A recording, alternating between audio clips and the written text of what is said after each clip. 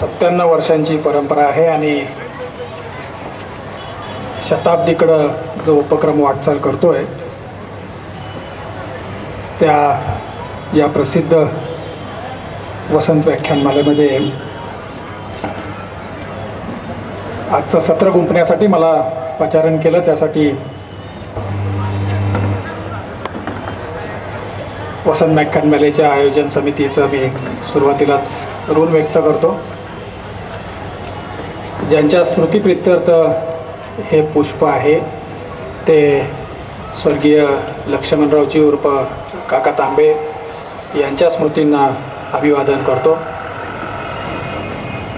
या व्याख्यानमालेचे अध्यक्ष माझे मित्र श्रीकांतजी बेनी, प्राध्यापक बोराडे सर, तांबे कुटुंबातील सगळे सदस्य, विशेषतः माझे मित्र सोमनाथजी तांबे, अशोकजी तांबे, हे सगळे कुटुंबीय त्यांचं, या ठिकाणी उपस्थित असलेले माझे मित्र आणि ज्यांनी स्वागत केलं ते निवृत्त जिल्हाधिकारी आणि सावनाचे सदस्य आदरणीय वाघ सर, मधुकरांना झेंडे, मुनशेट्टीवार सर, बाकी सगळे सदस्य, शंकररावजी, सगळे मंडळी आणि आपण या ठिकाणी उपस्थित असलेले सगळे बंधू भगिनी,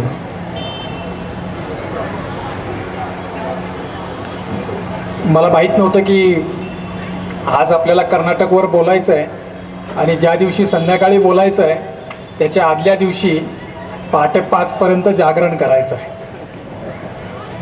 आपल्या सगळ्यांना माहीत आहे की काल रात्री उशिरा तिथल्या राज्यपालांनी BS येडियुरप्पांना निमंत्रित केल्यानंतर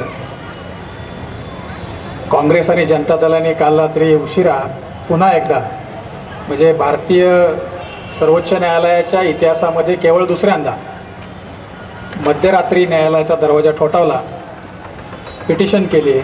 अभिषेक मनु सिंघवी आणि त्यांची सगळी टीम सरन्यायाधीशांकडे गेली आणि त्याच्यानंतर 3 न्यायाधीशांच्या एका पीठासमोर पहाटे जवळपास 5:30 पर्यंत सुनावणी झाली. ते 3 न्यायाधीश, जे न्यायमूर्ती सिकरी, न्यायमूर्ती अशोक भूषण आणि न्यायमूर्ती शरद बोबडे, त्यांनी काल ती सुनावणी केल्यानंतर राज्यपालांच्या निर्णयाला गो अहेड केलं. एक ऐतिहासिक दिवस आहे या असा विचार केला तर, कारण याच्या अगोदर केवळ एकदा मध्यरात्री सर्वोच्च न्यायालय उघडलं गेलं याकूब मेमनच्या फाशीला विरोध करणाऱ्या याचिकेसाठी 30 जुलै 2015ला. हे ऐतिहासिक आहे यासाठी पण आहे कारण आज नेमकं योगायोगानं आजपासूनच 4 वर्षापूर्वी ज्यांचं आज कर्नाटकमध्ये सरकार आलं त्या भारतीय जनता पक्षानं केंद्रातल्या सत्तास्थानाकडे वाटचाल केली होती. 2014च्या सार्वत्रिक निवडणुकीमध्ये आजच मोदींच्या नेतृत्वामध्ये भारतीय जनता पक्ष सार्वत्रिक निवडणुकीत विजयी झाला होता. अशा ऐतिहासिक दिनी आपण राजकारणावरती सगळेजण विचार करण्यासाठी जमलेलो आहोत. बहुतेकांनी कर्नाटकची निवडणूक म्हणजे 2019च्या निवडणुकीचं क्वार्टर फायनल किंवा सेमीफायनल असं वर्णन केलं. काही अंशी ते खरं आहे, पूर्णांशानं ते काही खरं नाही आहे.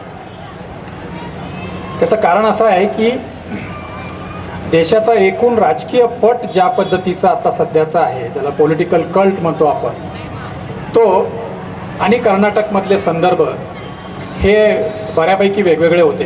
परवा निकाल लागला, तुम्हाला माहीत आहे की 1985 पासून 33 वर्षामध्ये कधीही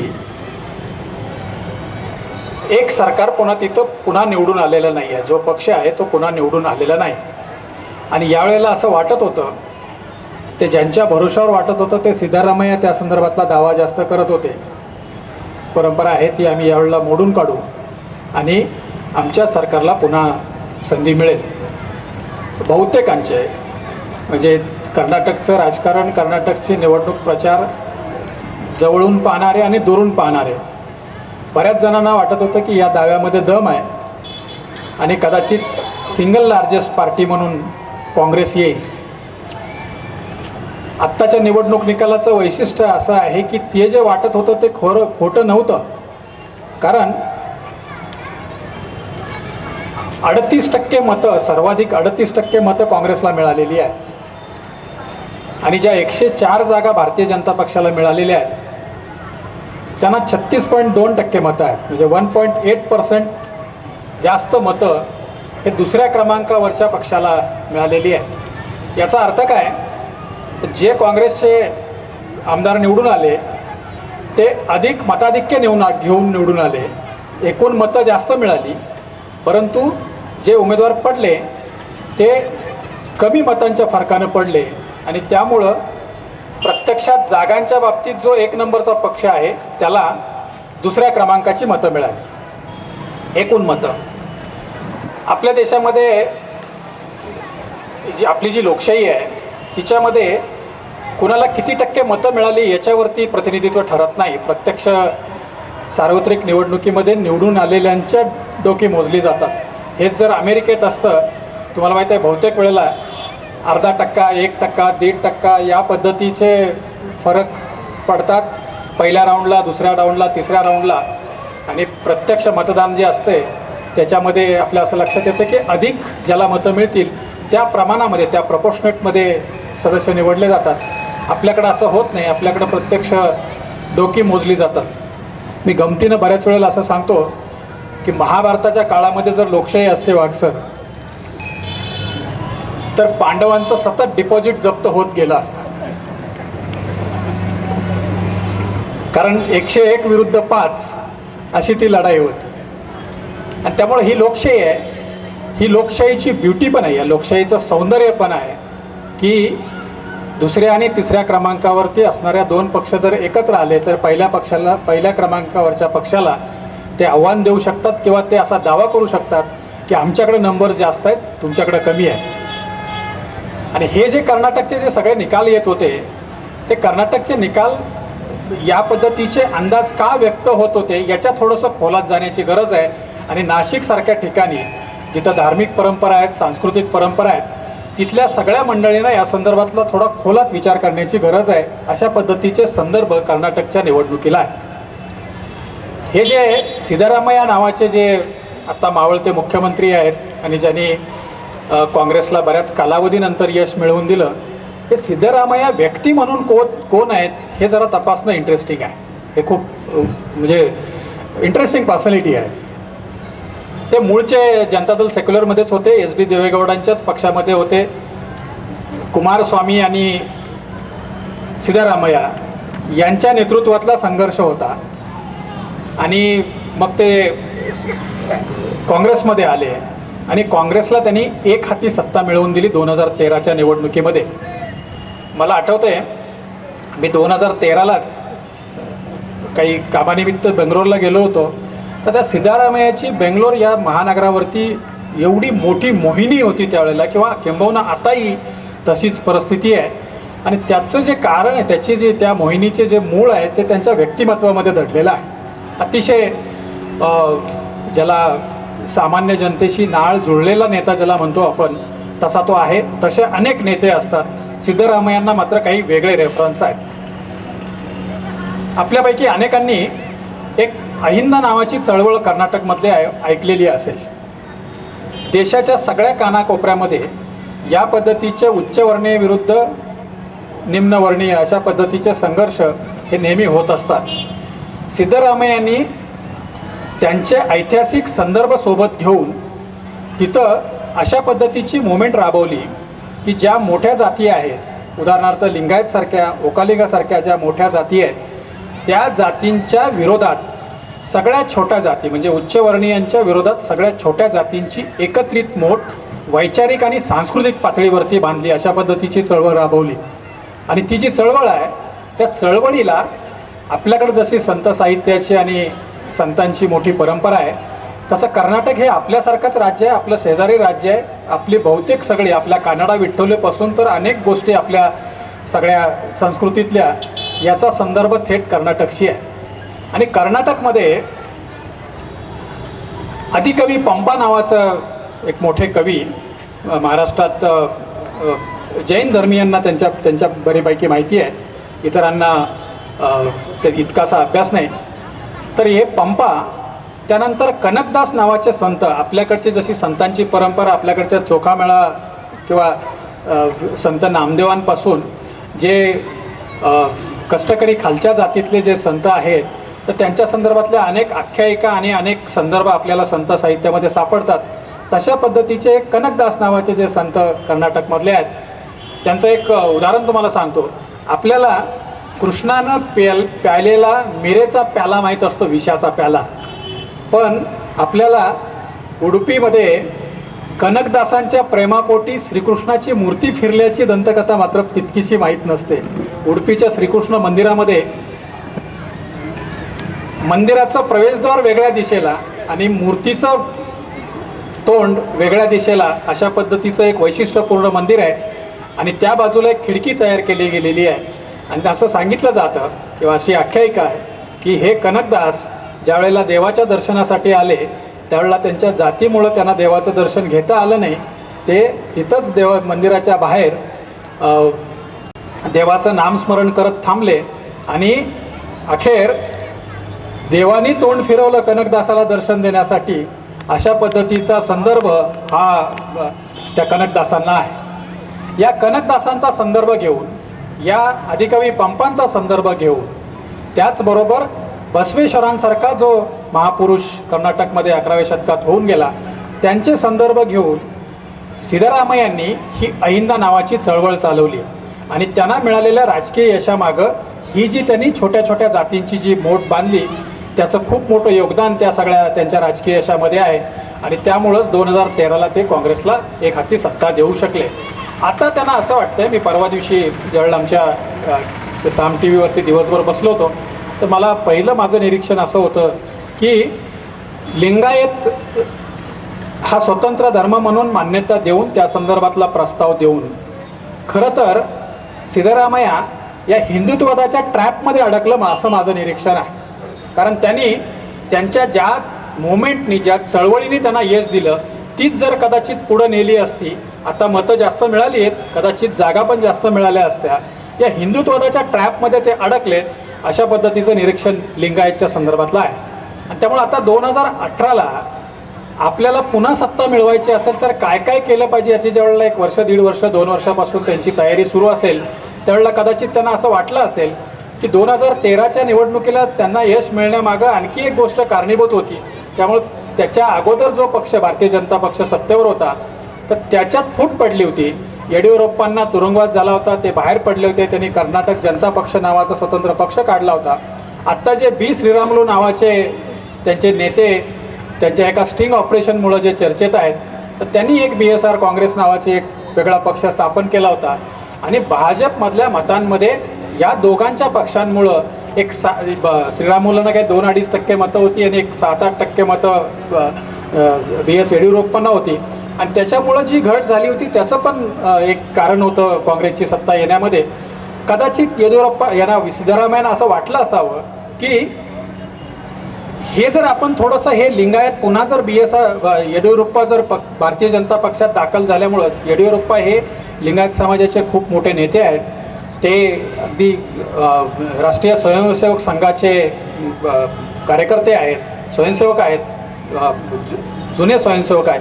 आणि ते भारतीय जनता पक्षात पुन्हा आल्यामुळं भाजपची सत्ता मिळवण्याची जी शक्यता वाढली होती, त्याला जर कुठं छेद द्यायचा असेल तर आपण थोडंसं त्यांचं जे स्ट्रेंथ आहे, त्यांचे जे स्ट्रॉंग होल्ड आहेत, त्यांचे जे बालेकिल्ले आहेत मतांचे, त्याच्यामध्ये कुठंतरी आपण शेअर घेतला पाहिजे. आणि त्याच्यातून ही लिंगायत धर्माची संकल्पना समोर आलेली असेल. पण आपण एका गोष्टीचा आवर्जून म्हणजे ज्याचा उल्लेख करावा लागेल, ज्याचा आपण विचार करायला पाहिजे, ते म्हणजे भारतीय जनता पक्षाचे जे राष्ट्रीय अध्यक्ष आहेत अमित शहा, हे केवळ चतुर राजकारणी आहेत एवढंच पुरेसं नाही आहे. उत्तर प्रदेशची निवडणूक आणि आता कर्नाटकची निवडणूक या दोन्ही वेळेला त्यांच्यातला जो हा राजकीय चाणाक्षपणा आहे हा तर दिसलाच. त्याच्यापेक्षा एक वेगळी गोष्ट जी दिसली ती ही आहे की एखादा जातीसमूह किंवा एखादा समाज घटक आपल्या विरोधात जातोय असं दिसल्यानंतर त्या संकटाला सुद्धा संधीमध्ये कसं परावर्तित करायचं हे जर कोणी शिकायचं असेल तर ते अमित शहांच्याकडून शिकायचं. उत्तर प्रदेशच्या निवडणुकीमध्ये जेव्हा मुलायमसिंग यादव आणि यादवांच्या रूपाने ओबीसीची लिडरशिप आपल्या विरोधात जाते असं लक्षात आल्यानंतर त्यांनी विशेष करून पूर्वांचलमध्ये, कारण पश्चिमेकडे त्यांना चांगलं यश मिळत होतं, पूर्वांचलमध्ये नॉन यादव ओबीसींचं जे मोठ बांधली ज्या पद्धतीची ते त्यांना खूप मोठं यश देऊन गेली उत्तर प्रदेशामध्ये. आणि तशीच मोठ त्यांनी दक्षिण कर्नाटक सोडून उरलेल्या कर्नाटक, म्हणजे जो पूर्वी मुंबई इलाक्यामध्ये होता त्याला मुंबई कर्नाटक म्हटलं जातं, पूर्वी हैदराबाद इलाक्यामध्ये होता त्याला हैदराबाद कर्नाटक म्हटलं जातं, आणि जो किनारपट्टीचा भाग आहे त्याला कोस्टल कर्नाटक म्हटलं जातं. हे तीन भाग, मध्य कर्नाटक, बेंगळुरूचा मेट्रो रिजन आणि साऊथ कर्नाटक अशी साधारणपणे एक ढोबळमानाने कर्नाटकची विभागणी होते. याच्यातल्या साऊथ कर्नाटकमध्ये फारशी संधी नव्हती, कारण तिथं या देवेगौडांच्या रूपाने आणि ओकालिगांची मोठी फळी असल्यामुळं तिथं भाजपने टॅक्टिकल वोटिंग केलं. तिथं भाजपने काँग्रेस पराभूत होईल अशा पद्धतीचे मतांचं राजकारण केलं. आणि उरलेल्या कर्नाटकमध्ये समजा लिंगायत समाज आपल्या हातून गेलाच तर काय करायचं याच्या अल्टरनेटिव्हवरती केलेलं होमवर्क जे आहे ते कुठल्याही राज्यशास्त्राच्या विद्यार्थ्यांनी, अभ्यासकांनी खोलात जाऊन तपासण्यासारखं होमवर्क आहे. ते जसं ते उत्तर प्रदेशातलं होतं तसंच कर्नाटकमधलं पण हे होमवर्क जे आहे ते अगदी खोलात जाऊन तपासण्यासारखं आहे. आणि त्याचे रिझल्ट आपल्याला आले. कोस्टल कर्नाटकमध्ये जिथं धार्मिक ध्रुवीकरण मोठ्या प्रमाणावरती झालं, तुम्हाला माहीत असेल भटकळ, विटकळ, खानापूर वगैरे हा जो सगळा भाग आहे आत्ता देशामध्ये ज्याची चर्चा होते ते काही अतिरेकी विचाराचे लोक ज्या भागातून येतात त्या भागावरती गेल्या 3-4 वर्षापासून भारतीय जनता पक्ष काम करत होता. धार्मिक ध्रुवीकरणाच्या दृष्टीनं काम करत होता आणि तिथं त्यांना चांगलं यश मिळालं. त्या पूर्ण पट्ट्यातल्या जवळपास 57% जागा ह्या भारतीय जनता पक्षाने जिंकलेल्या आहेत. आपला जो सीमावर्ती भाग आहे त्याच्यामध्ये पण भारतीय जनता पक्ष आणि काँग्रेसला तोडीचं यश मिळालं आहे. आणि हा जो मध्य कर्नाटकमधला भाग आहे तिथं पण भाजपने चांगलं यश मिळवलं आहे. या सगळ्यांचा म्हणजे ह्या सगळ्यांचा एकत्रित परिणाम असा झाला की आज येडियुरप्पांचा शपथविधी झाला आहे. आता सगळी आमदारांची तोडफोड, खरेदी विक्री, घोडा बाजार, हॉर्स ट्रेडिंग, अमुक तमुक सगळं सुरू होईल. झालं पण असे आहेत. आत्ता संध्याकाळची बातमी अशी होती की काँग्रेसचे 2 आमदार, त्यांचा काही थांगपत्ता लागत नाही आहे.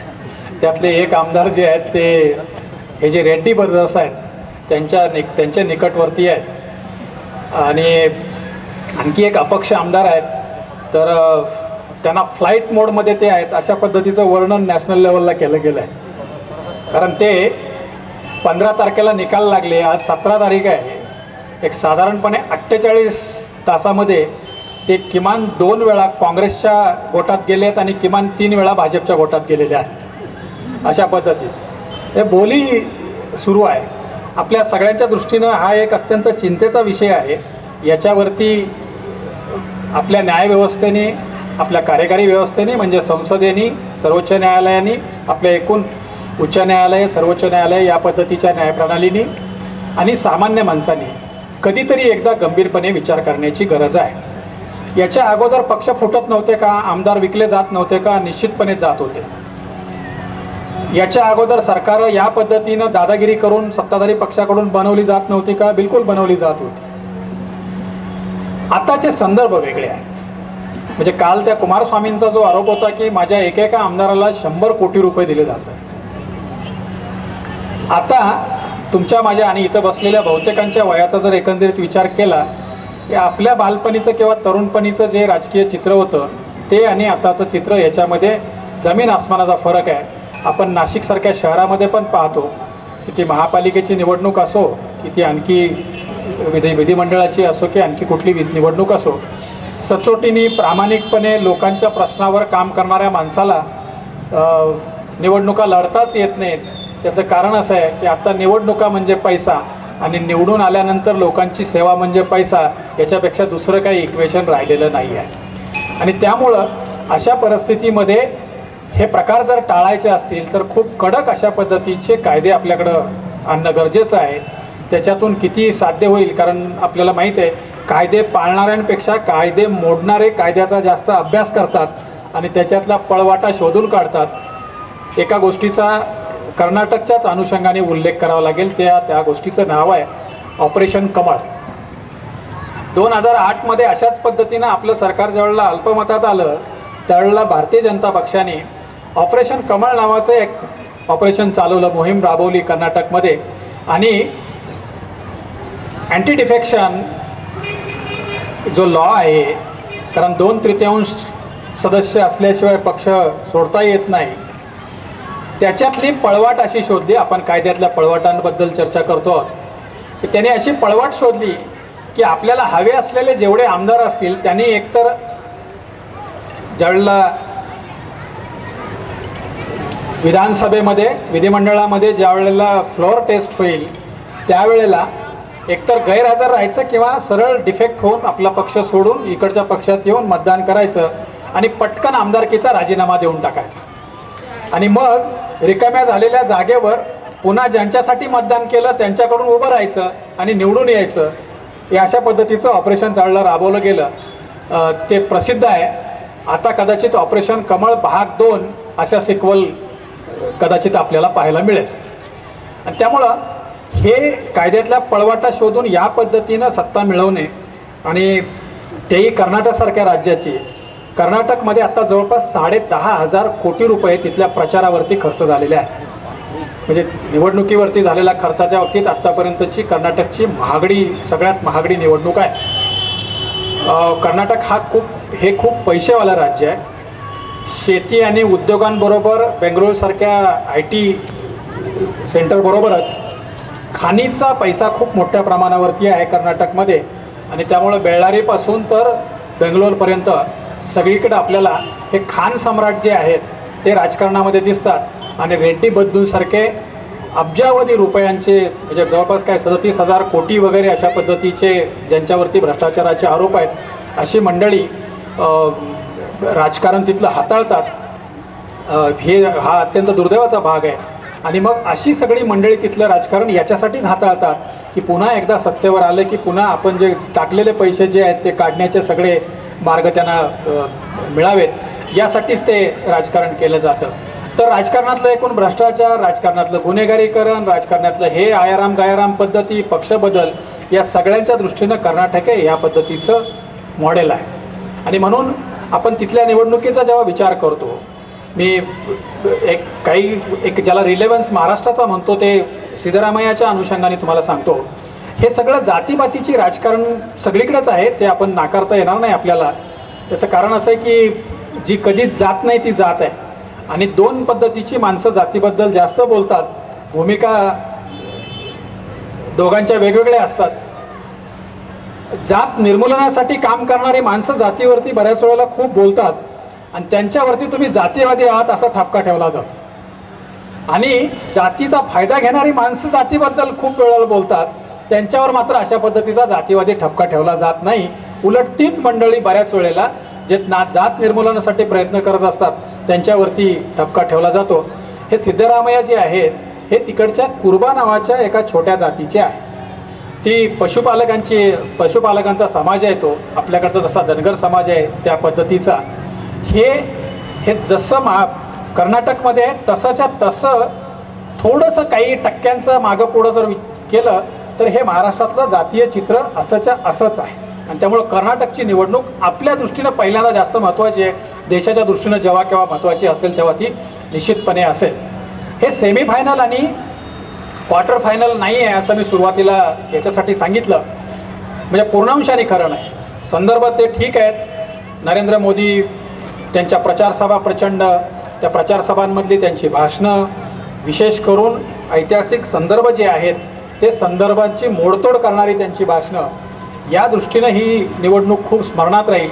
जनरल थिमय्यांच्या संदर्भातला, जनरल करिअप्पांच्या संदर्भातला किंवा भगतसिंगांना लाहोरच्या तुरुंगात कोण कोण भेटलं या संदर्भातली त्यांची जी वक्तव्य आहेत, तर ही निवडणुकीच्या प्रचारामध्ये केलेल्या भाषणांची उदाहरणं म्हणून पुढच्या काळामध्ये अनेक वेळेला त्याचे संदर्भ दिले जातील. किंबहुना लोकसभा निवडणुकीमध्ये या मुद्द्यांच्या आधारे नरेंद्र मोदींना कॉर्नर करण्याचा प्रयत्न केला जाईल. तरीसुद्धा ही पूर्णांशाने सेमीफायनल आणि क्वार्टर फायनल याच्यासाठी नाही आहे, कारण देशाचं राजकारण त्याच्यापेक्षा खूप वेगळ्या पातळीवरती आहे. आता प्रत्येकाला तुम्हाला मला पडलेला प्रश्न असा आहे आणि उत्सुकता आहे की 2019च्या निवडणुकीमध्ये नेमकं काय होईल.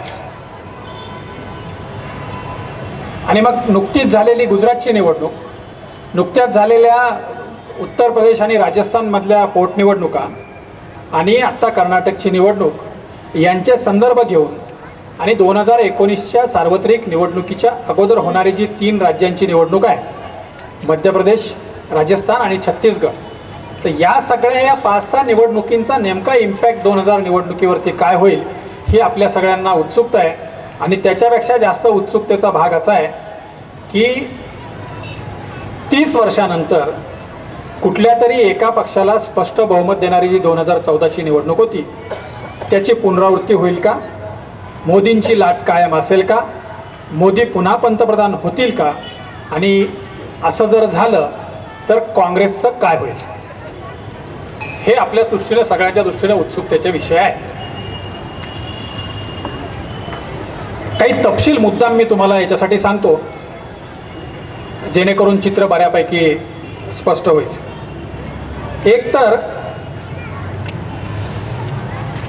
आपल्या देशाच्या इतिहासामध्ये मोदी हे 16वे पंतप्रधान आहेत आणि आत्तापर्यंतच्या उरलेल्या 15 पंतप्रधानांपैकी ज्यांच्या एकापेक्षा जास्त टर्म झाल्या तेच पंतप्रधान जनतेच्या आठवणीत आहेत. एका टर्ममध्ये किंवा काही 20 महिने, 2 वर्ष, 3 वर्ष जे पंतप्रधान राहिले ते आता लोकांच्या विस्मरणात गेलेले आहेत, स्मरणात नाही आहेत. आणि त्यामुळं ज्या पद्धतीचा राजकीय पोत घेऊन नरेंद्र मोदी सत्तेवरती आलेले आहेत त्याची नोंद इलेक्शन बुकच्या बाहेर हिस्ट्री बुकमध्ये जर व्हायची असेल तर नरेंद्र मोदी हे 2019ला पुन्हा पंतप्रधान झाले तरच ते हिस्ट्री बुकमध्ये जातील, अन्यथा ते इलेक्शन बुकमध्ये राहतील. हे निश्चित आहे.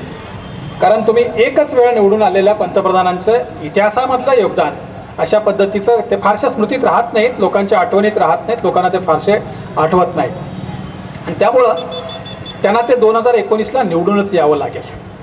पण त्यांच्यासमोर प्रचंड आव्हान आहे. आपल्या देशातल्या 29 राज्यांपैकी 10 पेक्षा जास्त ज्या राज्यांमध्ये लोकसभेच्या जागा आहेत अशा राज्यांची संख्या 16 आहे. आणि त्या 16 राज्यांमध्ये जवळपास अर्ध्या अशा पद्धतीची विभागणी आहे. 2014च्या निवडणुकीचा विचार केला तर भारतीय जनता पक्षाची जी काही देशव्यापी लाट होती त्या लाटेचं स्पष्ट प्रतिबिंब हे यापैकी अर्ध्या राज्यांमध्ये आहे, मोठ्या राज्यांमध्ये. आणि त्यातली जी मोठी राज्य, विशेष करून उत्तर प्रदेश 80 लोकसभा खासदार असलेलं, महाराष्ट्र 48 लोकसभा खासदार असलेलं, तेलंगणा आणि आंध्र दोन्ही मिळून 42 आमदार असलेलं, किंवा 40 आमदारांचं बिहार, ही जी मोठी राज्य आहेत या मोठ्या राज्यांमध्ये एक 5-6 राज्य असे आहेत की जी आजही नरेंद्र मोदींच्या दृष्टीनं आणि NDAच्या दृष्टीनं, राष्ट्रीय लोकशाही आघाडीच्या दृष्टीनं चॅलेंजेस आहेत. आणि त्यातलं सगळ्यात मोठं राज्य जे आहे ते पश्चिम बंगाल आहे. बिजू जनता दल आणि भारतीय जनता पक्ष सध्या ओरिसामध्ये ज्या पद्धतीच्या एकमेकांना बेंडकुळ्या दाखवते त्याचा जर विचार केला तर ओरिसा हे त्यांना आव्हान असलेलं आणखी एक राज्य असेल. तेलुगू देशम पक्ष NDA मधून बाहेर पडलेला आहे. KCR राव हे त्यांना राष्ट्रीय नेतृत्वाची स्वप्न पडायला लागलेली आहे. आणि त्यामुळं एकत्रित आंध्र म्हणजे तेलंगणा आणि सीमांध्र हे दोन्ही मिळून जे एक मोठा चंक असतो तिथं मोठे चॅलेंजेस आहेत. 39 खासदारांचं जे तामिळनाडू आहे त्या तामिळनाडूमध्ये ना काँग्रेस ना भाजप कुणालाच तिथं अजून चंचू प्रवेश मिळालेला नाही. आणि म्हणून भाजपकडून प्रयत्न सुरू असे आहेत की किमान रजनीकांतच्या माध्यमातून कसं तरी तिथे एक चंचू प्रवेश व्हावा. ही जी दक्षिणेकडचे राज्य आहेत आणि कर्नाटकचा इलेक्शन भारतीय जनता पक्षासाठी याच्यासाठी पण महत्त्वाचं आहे, कारण त्यांनी मागे एकदा दक्षिणेत प्रवेश केलेला होता, तो प्रवेश टिकला नाही, आता पुन्हा प्रवेश केला आहे. आणि याच्या मागं सगळी पक्षाची ताकद लावण्याचं जे कारण आहे ते 2019ची निवडणूक आहे. आणि त्यामुळं पूर्णांशानं नाही, परंतु सेमीफायनल आणि क्वार्टर फायनल जो आहे तो या संदर्भाने खूप महत्त्वाचा आहे, कारण दक्षिणेकडं प्रवेश केल्याशिवाय भारतीय जनता पक्षाला 2019चं यश म्हणजे 2014चं जे यश आहे त्याची पुनरावृत्ती करता येणार नाही. आणि ही जी राज्य आहेत या राज्यांमधून आत्ता जी पोटनिवडणुकांचं वगैरे सगळे विचारात घेतल्यानंतर आत्ता जे सिंगल भारतीय जनता पक्षाला जे 270च्या आसपास जागा आहेत त्यातल्या 261 जागा या सगळ्या त्यांचा जो लाट जिथं प्रभावित म्हणजे लाट ही जी 16 राज्य आहेत या 16 राज्यांमध्ये त्यांना 261 जागा मिळाल्यात. आणि ज्याच्यामध्ये अर्ध्या राज्यांमध्ये अशी सिच्युएशन आहे की तिथं याच्यापेक्षा काही वाढूच शकत नाही.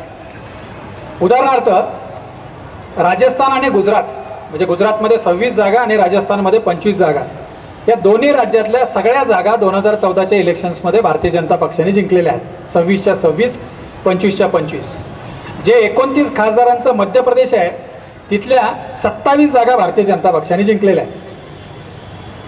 त्यांच्या आणि लोकजनशक्तीच्या मिळून 2014मध्ये बिहारमध्ये 28 जागा आहे. महाराष्ट्रामध्ये 48 पैकी भाजपच्या 23, शिवसेनेच्या 18 अशा 41 आणि राजू शेट्टींची 42वी अशी 48 पैकी 42 जागा ज्या आहेत त्या एनडीएने जिंकलेल्या होत्या. ही जी सगळी मोठे बेल्ट आहेत याच्यामध्ये वाढू शकत नाहीत, परंतु धोका असा आहे की 2019च्या निवडणुकीत आणि त्याचे संदर्भ जे आहेत ते आता गुजरातची निवडणूक, आता राजस्थानमधली पोटनिवडणूक, आता उत्तर प्रदेशातली पोटनिवडणूक. तुम्हाला माहिती आहे उत्तर प्रदेशातल्या 80 पैकी 73 जागा या एनडीएकडे आहेत. अपना दलाच्या 3, त्यांच्या 70 आणि फक्त 7 जागा त्यांच्या हातून गेलेल्या आहेत. त्यातले दोघे सोनिया गांधी आणि राहुल गांधी आणि यादव फॅमिलीतल्या 5 जागा, अशा पद्धतीच्या 7 जागा गेलेल्या आहेत. आता या राज्यांमध्ये वाढायला मर्यादा आहेत, कारण याच्यापेक्षा उलट कमी होण्याचा धोका जास्त आहे. आणि गुजरातमध्ये आपण पाहिलं जिथं 26 जागा येतात, 182 मध्ये 99 वरती भारतीय जनता पक्ष अटकला. त्याचं जर रिफ्लेक्शन लोकसभेच्या 2019च्या याच्यामध्ये जर त्या मतांचं जर लक्षात घेतलं तर आपल्या असं लक्षात येईल की त्या 26 पैकी फार तर 15 जागा भाजपला मिळू शकतील. याचा अर्थ त्यांचा पहिला लॉस जो आहे तो 11 जागांचा हा गुजरातमधून सुरू होतो. राजस्थानमध्ये सत्ताधारी तिथले जो आणि एक अपवाद होता फक्त वसुंधरा राजे पुन्हा विजय होण्याचा, तर तिथं साधारणपणे आलटून पालटून नवं सरकार येतं काँग्रेस आणि भाजप या पद्धतीचं. आणि तिथं आता सचिन पायलट यांच्या नेतृत्वात जे काही सुरू आहे त्याचा जर विचार केला तर राजस्थानमध्ये जागा कमी होऊ शकतात, मध्य प्रदेशामध्ये पण जागा कमी होऊ शकतात, महाराष्ट्रामध्ये सुद्धा आता 43 म्हणजे या 42 जागा राहणे शक्य नाही आहे अशी स्थिती आहे. त्यामुळे मला असं वाटतं की सगळ्यात मोठं भाजपसमोरचं जे चॅलेंज आहे आणि ते बघा गेल्या 2 वर्षापासून भारतीय जनता पक्ष जो बंगालवरती जास्त हल्ले करतोय, तो ओडिसा आणि आंध्रामध्ये जास्त प्रयत्न करतो आहे. भारतीय जनता पक्षाच्या अजेंडावरती तामिळनाडू वारंवार येतं, केरळ वारंवार येतं, कर्नाटकमध्ये ती सगळी ताकद लावतात. त्याचं कारणच असं आहे की अमित शहा आणि नरेंद्र मोदी या दोघांच्या डोक्यामध्ये 2019ला काय नेमकं चित्र राहील या संदर्भातलं त्यांच्यामध्ये अत्यंत स्पष्टता आहे, क्लॅरिटी आहे पूर्ण. आणि त्यांना माहीत आहे की ही लाट येते, ओसरते, विरोधकांना जागा मिळत जातात आणि जिथं तुम्ही एका ऑप्टिमम लेवलला गेले की तिथल्या जागा तुमच्या हळूहळू कमी होत जातात आणि मग ती भरपाई आपण कुठं कुठं काढू शकतो या संदर्भातले प्रयत्न म्हणून या सगळ्या राज्यांवरचे त्यांचे जे सगळ्या आक्रमणं आहेत त्याच्याकडे आपल्याला पाहावं लागेल. आणि त्यामुळं आपण ज्या प्रश्नांची चर्चा केली की नरेंद्र मोदी पुन्हा सत्तेवर येतील का, त्याचं उत्तर थोडं सशर्त आहे, अटी शर्तीसह. आत्ताचं इक्वेशन देशभरातलं असं आहे की जिथं जिथं सगळे विरोधी पक्ष एक येतात भाजपच्या विरोधात तिथं भाजपला अडचण निर्माण होते, त्यांना मोठं आव्हान निर्माण होतं. ते आपण बिहारमध्ये पाहिलं, ते आपण उत्तर प्रदेशातल्या पोटनिवडणुकीत पाहिलं जिथं थेट निवडणूक होते अशी जी 5-6 राज्य जी देशातली आहेत, मध्य प्रदेश, गुजरातसारखी, राजस्थानसारखी, त्या राज्यांमध्ये 1 to 1 फाईट झाले तर तिथंपर्यंत पोहोचताना अडचणी येतात आणि म्हणून ही पहिली जिथं थेट निवडणुका आहेत तिथल्या जागा टिकवणं हे पहिलं त्यांचं चॅलेंज असेल. दुसरी गोष्ट अशी आहे की जिथं जिथं विरोधक सगळे एकत्र येतात तिथं विरोधकांना यश मिळतं. बिहारचं उदाहरण विशेष करून विधानसभा निवडणुकीतलं आपल्या समोर आहे. तिथं सरळ सरळ जो डिवाइड होता तो 60-40चा होता आणि त्यामुळं राष्ट्रीय जनता दल आणि जनता दल युनायटेड यांची सत्ता आपल्याला विधानसभेत आलेले दिसले. दुसरं NDA ब्रेक होताना दिसतंय. तेलुगू देसमच्या रूपाने, तेलंगण राष्ट्र समितीच्या TRSच्या रूपाने, शिवसेना महाराष्ट्रामध्ये, एक अकाली दल असा एक पक्ष आहे की अजूनही तो NDAमध्ये टिकून आहे. आणि आत्ता ताजी जी डेव्हलपमेंट जी आत्ता बिहारमधली आहे तर जनता दल युनायटेड पुन्हा एकदा NDAमध्ये आले. हा NDAच्या दृष्टीनं प्लस पॉईंट आहे. आणि त्यामुळं स्वबळावरती जर सत्ता आणतो म्हटलं भाजपनं तर ते शक्य होणार नाही. त्यांना राष्ट्रीय लोकशाही आघाडीतले जे अन्य घटक पक्ष आहेत त्यांना सोबत घ्यावे लागतील. ही कंडिशन नंबर 1. कंडिशन नंबर 2, शक्यतो विरोधक एकत्र येणार नाहीत अशा पद्धतीची काहीतरी तजवीज भाजपला करावी लागेल. कारण समाजवादी पार्टी आणि बहुजन समाज पार्टीसारख्या दोन अत्यंत वर्षानुवर्ष स्थापनेपासून एकमेकांच्या विरोधात राजकारण केलेले पक्ष भाजपला रोखण्यासाठी जर एकत्र येत असतील आणि त्यांना जर यश मिळत असेल तर तो प्रयोग वारंवार वेगवेगळ्या राज्यांमध्ये केला जाईल, जसा तो UPमध्ये ते करतायत त्या पद्धतीचा. आणि बघा तुम्ही, कुणालाही असं वाटत नव्हतं की जनता दल सेक्युलर काँग्रेसबरोबर अलायन्स करेल, कारण सिद्धरामय्या विरुद्ध कुमारस्वामी अशा पद्धतीच्या वैयक्तिक संघर्षाचा पण संदर्भ त्याला होता आणि त्याचबरोबर पक्षीय संघर्षाचा पण होता. परंतु केवळ भाजपला रोखण्यासाठी सगळे निवडणूक निकाल हातात यायच्या अगोदर ते दोन पक्ष एकत्र झाले. त्यामुळे यांच्या प्रायोरिटीज क्लिअर झालेल्या आहेत विरोधी पक्षांच्या की कसंही करून भाजपला रोका. हे पहिल्यांदा होतंय असं नाही आहे, कारण काँग्रेस या पद्धतीनं विजेचा खांब म्हणून जरी उमेदवार दिला तरी निवडून यायचे अशी जेव्हा स्थिती होती त्यावेळेला असंच काँग्रेसला रोखण्यासाठी सगळे पक्ष एकत्र यायचे. VP सिंगांचं उदाहरण तुम्हाला आम्हाला सगळ्यांना माहीत आहे. ते मध्ये पंतप्रधान होते, डावीकडून पाठिंबा होता, उजवीकडून पाठिंबा होता आणि त्यांचं सरकार चालू होतं. आणि त्यामुळे हे रोखण्याचे प्रयोग नेहमी होत आलेले आहेत. यापुढे ते अधिक ताकदीनं होतील. वेगळे काही समीकरणं, राजकीय समीकरणं तयार होतील. विशेष करून हे नॉन काँग्रेस नॉन BJP अशा पद्धतीची एक आघाडी जे देशातलं गेल्या एक साधारणपणे 90 पासूनचं 25-27 वर्षातलं एक वेगवेगळ्या प्रयोगाचं म्हणून आपण ज्याच्याकडे पाहतो तर ते करण्याचे प्रयत्न सुरू आहेत. ममता बॅनर्जी, चंद्रशेखर राव किंवा अन्य काही लोक, बिजूदा वगैरे, बिजू जनता दलाच्या वगैरे, नवीन पटनायक वगैरे हे मंडळी त्याच्यामध्ये येत आहेत. आणि या परिस्थितीमध्ये सगळे विरोधक जर एकत्र आले तर 2019ची जी निवडणूक आहे ती भारतीय जनता पक्षाला, नरेंद्र मोदींना अधिक ताकद लावावी लागेल. कदाचित त्यांचं जो सध्याचं जे संख्याबळ आहे ते खूप ड्रास्टिकली कमी होईल या सगळ्या गोष्टींचा विचार केला तर. आपल्या सगळ्यांच्या समोर आणखी एक प्रश्न असा आहे की मागापासून मी अगदी सुरुवात केल्यापासून जातीपातींची गणितं, राजकीय डावपेच याच्यावर बोलतोय. नेमके निवडणुकीचे मुद्दे काय असतील की ज्याच्यावरती लोकांचं मत तयार होईल. 2014च्या निवडणुकीचे मुद्दे आपल्याला सगळ्यांना माहीत आहेत. काळ्या पैशाचा विषय होता, भ्रष्टाचाराच्या विरोधात प्रचंड लोकांच्या मध्ये संताप होता, पाकिस्तानकडून सीमेवरती मारल्या जाणाऱ्या जवानांच्या संदर्भातलं मोठे संताप होता लोकांच्या मध्ये, आणि अशा छोट्या मोठ्या महागाईसारखा विषय होता जो महिलांच्यासाठी खूप महत्त्वाचा आहे. एक अत्यंत विस्कळीत झालेली अशा पद्धतीची राजकीय व्यवस्था ही UPA 2 मधल्या शेवटच्या 2-3 वर्षांमध्ये होती आणि विशेष करून भ्रष्टाचाराची मोठी प्रकरणं होती. त्याला जोडून आणखी एक भाग होता ज्याचा वारंवार उल्लेख केला जातो किंवा त्याचे संदर्भ दिले जातात. तो भाग असा आहे की 2014च्या निवडणुकीमध्ये पहिल्यांदा मतदान करणाऱ्या तरुण मुलामुलींची संख्या ही प्रचंड होती. इतकी प्रचंड होती की 2009च्या निवडणुकीत सत्तेवर आलेला जो काँग्रेस पक्ष आहे त्याला 2009मध्ये मिळालेली जी एकूण मतं होती त्याच्यापेक्षा जास्त फर्स्ट टाइम वोटर्स होते 2014मध्ये. आणि आत्तापर्यंतच्या सगळ्या निवडणुकांमध्ये ही निवडणूक अपवादात्मक अशी होती की साधारणपणे सरासरी जे झालेलं मतदान असते त्या मतदानामध्ये तर पहिल्यांदा मतदान करणाऱ्यांची जी टक्केवारी असते ती तुलनेनं कमी राहत आली होती. ही गेल्या वेळची निवडणूक अपवाद अशी होती की हे जे फर्स्ट टाईम वोटर्स आहेत त्यांची मतदानाची टक्केवारी जी आहे ती देशाच्या एकूण सरासरी जी टक्केवारी मतदानाची आहे त्याच्यापेक्षा जास्त होती, 68% ते जास्त होतं. आणि या पोरांनी नरेंद्र मोदींची ती तडाखेबंद भाषणं आणि त्या सगळ्यांवरती विश्वास ठेवून भारतीय जनता पक्षाला प्रचंड मतदान केलं. 2009च्या निवडणुकीमध्ये भारतीय जनता पक्षाला 8.5 कोटी मतं मिळाली होती आणि 2014मध्ये भाजपला 17,17,00,000 मतं मिळाली होती. म्हणजे 5 वर्षामध्ये त्यांच्या मतांची जे आकडा आहे तो दुप्पट झाला. आणि त्याच्यामधले मोठं प्रमाण अगदी 70-80% इतकं मोठं त्याच्यातलं प्रमाण हे तरुण मुलामुलींचं होतं. कारण आपला देश तरुणांचा देश आहे. आपल्या देशाचं सरासरी वय 28-29 वर्ष आहे. या मुलांना त्यांचं शिक्षण आणि करिअरच्या दृष्टीनं असं वाटत होतं की संपूर्ण जगावरती राज्य करू शकेल असा एक खूप मोठा नेता आपल्याला या निमित्तानं मिळतोय. आणि त्या पोरांनी त्यांच्या मागं रांगा लावल्या जणू काय आणि त्यांना विजयी केलं. दुर्दैवानं गेल्या 4 वर्षामध्ये आजच नेमकं त्यांच्या विजयाला 4 वर्ष पूर्ण होत आहेत. दुर्दैवानं गेल्या 4 वर्षामध्ये या मुलांच्या दृष्टीनं फारसं काही झालेलं नाही आहे.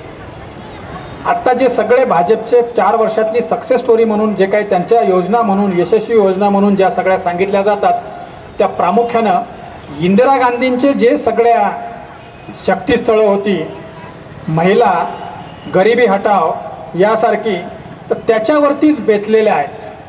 सबका साथ सबका विकास किंवा उज्ज्वला योजना, एक मुद्रा योजनेचा जर अपवाद सोडला तर मोदींच्या पूर्णपणे फोकस केलेल्या युवकांकडे फोकस केलेली आणि सक्सेस झालेली किंवा चर्चेत असलेली अशी खूप मोठी योजना नाही आहे.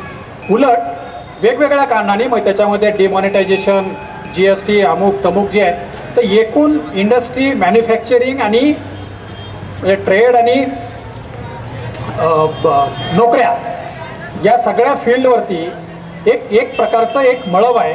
आणि त्यामुळं लोकांना नोकऱ्या मिळण्याचं प्रमाण खूप कमी झालं आहे. ज्यांच्या आहेत त्यांच्या नोकऱ्या जात आहेत अशी सध्याची स्थिती आहे. एक अत्यंत धक्कादायक, आपल्याला धक्का वाटेल अशा पद्धतीचा एक आकडा असा आहे की आपल्या देशामध्ये दरवर्षी जवळपास 1,30,00,000 आसपास लोक ग्रॅज्युएट होऊन बाहेर पडतात. आणि आपल्याकडची सगळी स्टँडअप इंडिया, स्किलिंग इंडिया, सगळ्या योजना, सगळ्या व्यवस्था मिळून आपण फार तर 25 ते 30 लाख मुलांपर्यंत त्यांच्या करिअरच्या दृष्टीनं पोचू शकतो. कल्पना करा, 2012-13 पासून दरवर्षी सरासरी 1 कोटी बेरोजगार आपल्या देशामध्ये जनरेट होत आहेत. आणि त्यामुळं ही जी सगळी बेरोजगारांची फौज आहे, ही बेरोजगारांची फौज आपल्या अवतीभोवतीचं जाती, धर्म, वेगवेगळ्या गोष्टी, अगदी काय गोरक्षणापासून वेगवेगळ्या सगळे जे मुद्दे आहेत, या मुद्द्यांमधली जी तरुण मंडळी जी आपल्याला प्रचंड अशी बेभान झालेली अशा पद्धतीची रस्त्यावर येताना जी दिसते, त्याच्या मागं बेरोजगारीचं कारण खूप मोठं आहे. त्यांच्या हाताला काम नाही आहे. आणि सगळ्या राजकीय पक्षांच्या समोरचं सगळ्यात मोठं चॅलेंज हे आहे की हे जे 1 कोटी दरवर्षी निघत आहेत यांना एंगेज कसं ठेवायचं, खूप मोठं चॅलेंज आहे. आणि त्यामुळं हा बेरोजगाराचा प्रश्न आहे. मला अनेक जण विचारतात आणि मी अतिशय खात्रीपूर्वक ठामपणे सांगतो की 2019ची जी निवडणूक असेल ती तुम्ही कितीही बाकी सगळे भावनिक प्रतिकात्मक विषय किती आणा, ग्राउंडवरती 2019ची जी निवडणूक आहे ती केवळ बेरोजगारीच्या प्रश्नावरती लढली जाईल. याच्या संदर्भात तुमच्याकडे काही जर कार्यक्रम असेल, राजकीय पक्षांकडे जे कार्यक्रम असतील त्यांची आपसामध्ये तुलना होईल आणि त्यानंतर ती मुलं मतदान कुणाला करायचं या संदर्भातले निर्णय घेतील. आणि त्यामुळं हा एक खूप मोठा इश्यू आहे ज्याची आपण चर्चा करतोय की नेमक्या जमिनीवरच्या नेमक्या कुठल्या मुद्द्यांवरती निवडणूक होणार आहे. 2014 मधले मुद्दे आणि आताचे मुद्दे हे खूप वेगळे असतील. भ्रष्टाचाराचा जो मुद्दा आहे तो याही निवडणुकीमध्ये असेल, फक्त तो रिव्हर्स झालेला असेल. आता नीरव मोदीची उदाहरणं दिली जातात, आता विजय मल्ल्याची उदाहरणं दिली जातात, आता ललित मोदीची उदाहरणं दिली जातात, मेहुल चौकसीची उदाहरणं दिली जातात. छोटे मोठे कर्ज बुडवे आपल्या अवतीभोवतीचे ज्यांनी दिवाळे जाहीर केलेले आहेत, हात वर केलेले आहेत, अशा सगळ्यांची उदाहरणं आणि त्यांना मिळणारा राजाश्रय, हा सगळा इश्यू 2019च्या निवडणुकीमध्ये खूप महत्त्वाचा असेल. बेरोजगारी आणि भ्रष्टाचाराची ही प्रकरणं, या मुद्द्यावरती सत्ताधारी भारतीय जनता पक्ष किंवा पंतप्रधान नरेंद्र मोदी आणि त्यांच्या पक्षाचे अध्यक्ष अमित शहा हे लोकांना कसे सामोरे जातात याच्यावरती 2019ची निवडणूक निश्चित होईल. एका विधानसभेच्या किंवा एका राज्याच्या निवडणुकीवरून देशाचं मूल्यमापन करणं तितकंसं सोपं नसतं. त्यातले काही संदर्भ ज्याला रिलेव्हन्स नॅशनल आहे अशा पद्धतीचे घेऊन त्याची आपण चर्चा करू शकतो. परंतु ज्या वेळेला एक सार्वत्रिक निवडणूक जाहीर होते आणि ती जी हवा तयार होते जशी 2014ला झालेली होती, ती हवा नेमकी कशा पद्धतीनं क्रिएट होते याच्यावरती 2019च्या निवडणुकीचा निकाल ठरेल. आणि त्याच्या केंद्रस्थानी मूळ जे आहे ते प्रामुख्यानं बेरोजगारी आणि पुन्हा एकदा नव्या स्वरूपातला भ्रष्टाचार हे मुद्दे असतील. आणखी एक मुद्दा खूप महत्त्वाचा असेल, त्याचा उल्लेख आपण केला पाहिजे, त्याच्यावर विचार केला पाहिजे. आणि तो जो मुद्दा आहे तो सामाजिक सद्भाव बिघडत चाललेला आहे अशा पद्धतीचा मुद्दा आहे. या रिलिजियस पोलरायझेशनच्या निमित्तानं, धार्मिक ध्रुवीकरणाच्या निमित्तानं, जातीपातीच्या गणिताच्या निमित्तानं एक अत्यंत विषारी अशा पद्धतीचं वातावरण समाजामध्ये तयार झालेलं आहे. आणि याच्यासाठी सगळे राजकीय पक्ष तितकेच जबाबदार आहेत. माझ्या फायद्याचं जे असेल ते मी करेन, त्याला कुठलीही साधन सुचिता नसेल अशा पद्धतीचा राजकीय पक्षांनी विचार केला की सामान्य माणसाचे हाल होतात. आणि तुम्हाला मला माहीत आहे की ज्या वेळेला धार्मिक दंगली होतात, जातीय दंगली होतात, त्यावेळेला दंगली भडकवणारे कधीच दंगलीत बळी जात नाहीत. ज्यांनी दंगली प्लॅन केल्या त्यांचं संपत्तीचं पण नुकसान होत नाही. जे बिचारे रोजीरोटीच्या प्रश्नावरतीच भिडलेले असतात, ज्यांना बिचाऱ्यांना 2 वेळच्या पोटापाण्याची भ्रांत असते, ज्यांना त्यांचे व्यवसाय आणि बाकीची गोष्टी उपजीविकेची साधनं सांभाळायची असतात, अशी गरीब बिचारी जनता जी आहे ती अशा दंगलींमध्ये आणि अशा धार्मिक विद्वेषामध्ये होरपळते. आणि त्यामुळं त्याचं राजकारणाला काही सोयरसूतक नसतं. आत्ता जो अलीकडच्या काळामध्ये विशेष करून मगाशी मी ज्याचा उल्लेख केला की तरुणांच्या संदर्भात काही मोठं काही केलं तर नाहीच, पण त्याचबरोबर विद्यापीठांमध्ये ज्या पद्धतीचं असंतोषाचं आणि एक वेगळ्या पद्धतीचं तप्त असं वातावरण आहे ते खूप निर्णायक ठरू शकतं 2019ला. व्हायचा वर्षा आहे ते आयदर ऑर आहे, इकडं किंवा तिकडं जसं कसं असेल तसं.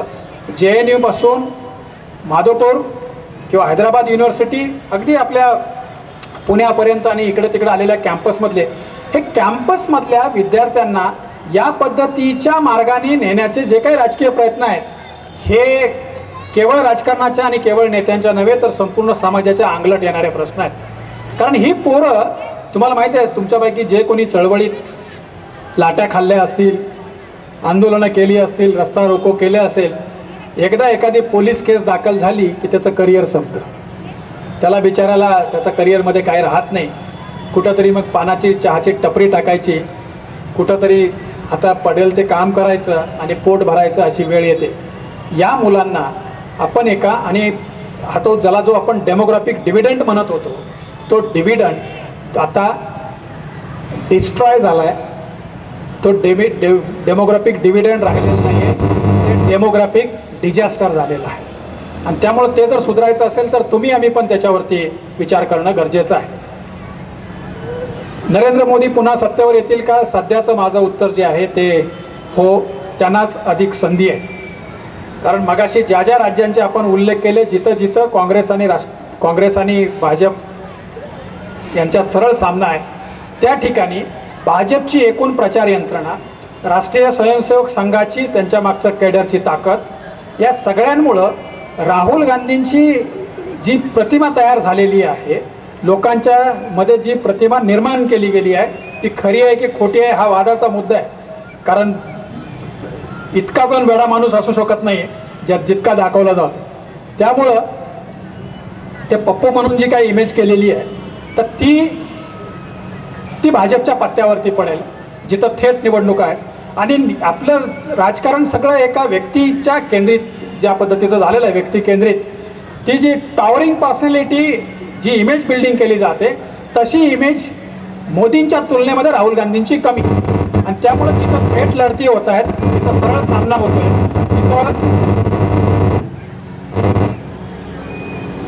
जिथं सरळ सामना होतोय तिथं भाजप सरस, आणि जिथं तिरंगी लढती आहेत तिथं मगा सांगितलं त्याप्रमाणे विरोधक एकत्र आले तर भाजपला अडचण आहे, अन्यथा भाजप निघून जाईल. आणि जिथं भाजप घुसायचा प्रयत्न करते, ज्या राज्यांमध्ये त्यांच्या फारशी जागा नाही अशा ठिकाणी तिथं मात्र भाजपला किती यश मिळतं, किती प्रवेश मिळतो याच्यावरती सगळं काय अवलंबून आहे. एका गोष्टीचा उल्लेख करून थांबावं लागेल, कारण आपण सगळेजण EVMचा विचार केल्याशिवाय राजकारणावरची चर्चा पूर्ण होऊ शकत नाही. हे इलेक्ट्रॉनिक वोटिंग मशीनच्या मुळे भाजपला यश मिळतं अशा पद्धतीचा खूप प्रचार केला जातो, आरोप केले जातात आणि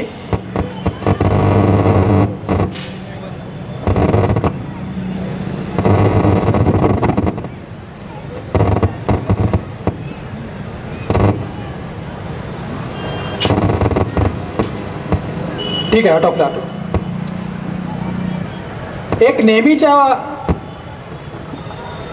आरोपाचा भाग असा आहे की हे इलेक्ट्रॉनिक वोटिंग मशीन हॅक केले जातात आणि भाजप यश मिळवतं. मध्यंतरी इलेक्शन कमिशननी या पद्धतीचं तुम्ही हॅक करून दाखवा अशा पद्धतीचं हॅकॅथॉनचं चॅलेंज पण केलं होतं. फारसं कोणी गेलं नाही. त्याच्यातली कंडिशन अशी होती की इलेक्शन कमिशननं दिलेलं मशीन तुम्ही हॅक करून दाखवा असं होतं. त्याच्या फार तपशिलात जायला नको. मी त्याच्यातला राजकीय परिप्रेक्ष्य तुम्हाला सांगतो. तुम्ही पराभूत होणाऱ्या पक्षांनी वारंवार EVMची चर्चा केल्यामुळं तुम्ही तुमच्या कार्यकर्त्यांना एक एक्सक्यूज क्रिएट करून देता आहात. अधिक काम करण्याची, लोकांच्यासाठी अधिक प्रयत्न करण्याची किंवा लोकांच्यामध्ये अधिक काम करण्याची, आपल्या यशासाठी अधिक परिश्रम घेण्याची, नेतृत्वाने प्रेरणा देण्याची गरज असते. त्याच्याऐवजी EVMची चर्चा करून तुम्ही तुमच्या कार्यकर्त्यांना एक्सक्यूज देत आहेत. आणि मला असं वाटतं की पराभव झाला तर EVMच्या माथ्यावर आणि विजय झाला तर मात्र राहुल गांधीचा, अशा पद्धतीचं तर काही असू शकत नाही. आणि त्यामुळं ही जी EVMचा प्रकार आहे, मला व्यक्तिगतरित्या इतक्या हजारो संख्येनं EVM हॅक केल्या जाऊ शकतात याच्यावर माझा विश्वास नाही, कारण तेवढी मोठी यंत्रणा कुणाकडेच असणं शक्य नाही. काही प्रमाणात समजा होत जरी असेल तरी ते पकडून देण्याची जबाबदारी ते जे आरोप करतात त्यांची आहे. आणि त्यामुळं लोकांनी ते सिद्ध करायला पाहिजे, किंबहुना लोकांचं तुम्ही दिशाभूल तरी नाही करायला पाहिजे. हे या संदर्भातलं थोडंसं लोकांना परखड वाटेल, परंतु हे माझं मत यासाठी आहे कारण जिथं तुम्ही फेल गेलेले असतात तिथं तुम्हाला EVM पण वाचवू शकत नाही, आणि जिथं तुम्ही काहीच करू शकत नाही तिथं तुम्ही EVMच्या नावाने किती खडे फोडणार, हा याच्यातला सगळ्यात महत्त्वाचा प्रश्न आहे. आणि मला असं वाटतं की 2019च्या निवडणुकीमध्ये या सगळ्या प्रश्नांचा जर विचार केला तर अतिशय इंटरेस्टिंग इलेक्शन होईल. नरेंद्र मोदी इलेक्शन बुकमधून हिस्ट्री बुकमध्ये जाण्यासाठीचं इलेक्शन हे असेल. भारतीय जनता पक्षाची सगळी यंत्रणा या संदर्भात कामाला लागलेली असेल, पण जितकं दिसतंय तितकं हे आव्हान सोपं नाही आहे. त्याचं कारण राज्यांमधली समीकरणं बदललेली आहेत. हे जे अमित शहांचं निवडणूक जिंकून देण्याचं जे मॉडेल आहे ते बऱ्याच प्रमाणात आता डिकोड केलेलं आहे त्यांच्या विरोधकांनी. आणि त्यामुळं ते नेमके काय काय करू शकतात याचे अंदाज आल्यामुळं त्यांच्या विरोधातली केली जाणारी जे प्रतिव्यूहरचना जी आहे तर त्या व्यूहरचनेचा सामना भारतीय जनता पक्षाला करावा लागेल. आणि याचं अत्यंत सुंदर मॉडेल म्हणून आपण कर्नाटककडे पाहायला पाहिजे. तुम्ही निवडणुकीच्या आधी एकत्रित जरी नाही आल्या तरी तुम्ही भाजपला रोखण्यासाठी एकत्रित येता. तरीसुद्धा मी परवा श्रीकांत बेनी साहेबांचा जेव्हा मला फोन आला की काल की तुम्हाला आठवण म्हणून फोन केला म्हटले ते, मी त्यांना म्हटलं मी उद्या रात्री मला बेंगलोरला पण जायचं. ते मला म्हणाले की नाही नाही तुम्ही गेल्याशिवाय तिथली शपथविधी होणारच नाही, पण ते कदाचित वजूभाई वालांनी जास्त गंभीरपणे मनावर घेतलं आणि काल रात्रीच निमंत्रण देऊन टाकलं येडियुरप्पांना.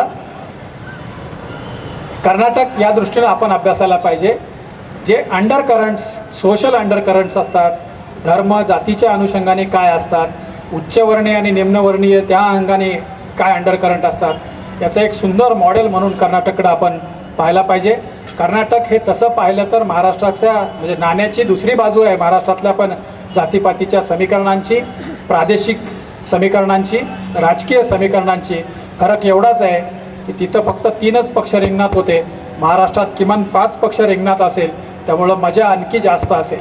मला या ठिकाणी निमंत्रित केल्याबद्दल मी आयोजकांचे आभार मानतो आणि या ठिकाणी थांबतो. धन्यवाद.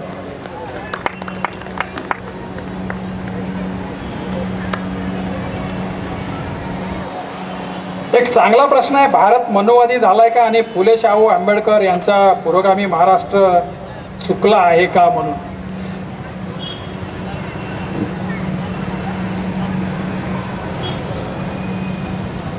दोन प्रश्नांची उत्तरं या एकाच प्रश्नामध्ये. नरेंद्र मोदी हुकुमशहा झालेत का असाच वारंवार विचारला जाणारा गेल्या काही दिवसातला प्रश्न आहे. आपण सगळेजण ज्या लोकशाहीच्या सौंदर्याच्या गोष्टी करतो, तर या लोकशाहीच्या शक्तीस्थळांचा पण आपण विचार केला पाहिजे. माझा अजूनही या देशातल्या सामूहिक शहाणपणावरती प्रचंड विश्वास आहे आणि त्यामुळं या देशात हुकुमशहा जन्माला येईल याच्यावर माझा विश्वास अजिबात नाही आहे.